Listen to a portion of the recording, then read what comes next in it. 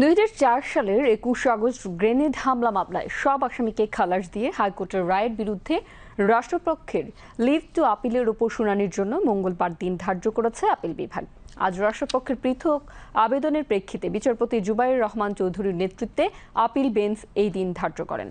অতিরিক্ত attorney general Mohammad Abdul Jabbar Bhuiyan সাংবাদিকদের এই তথ্য জানান। তিনি বলেন, 21 আগস্ট গ্রেনেড হামলা মামলা যেহেতু একটি স্পর্শকাতর মামলা, তাই বিচারপতি জুবায়ের রহমান চৌধুরী মনে করেন প্রধান বিচারপতি রিফাত আহমেদের নেতৃত্বে এই শুনানি হওয়া ভালো, তাই তিনি শুনানির তারিখ পিছিয়েছেন।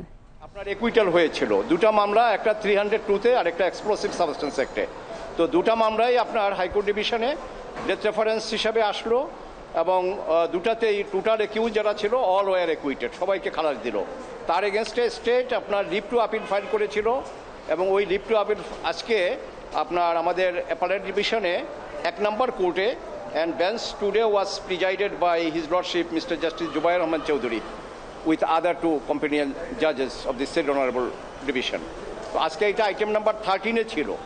তো 13-এ ছিল, এই মামলা যখন ধরলেন তো আজকের অনারেবল প্রিজাইডিং জাজ সাহেব বললেন যে এই মামলার গ্র্যাভিটি এবং গুরুত্ব ইত্যাদি বিবেচনা করে আমরা যেটা মনে করছি সেটা হলো যে যদি অনারেবল চিফ জাস্টিস সাহেবের প্রেজেন্সে উনি যদি বেঞ্চ প্রিজাইড করেন, যদি ওনার প্রেজেন্সে হয়, তাহলে আমার মনে হয় যে এটা ভালো হবে। এটা উনি বললেন, বলে এটা অ্যাডজার্ন করলেন and it will appear on the next Tuesday when we think and we expect our honorable chief justice will be available.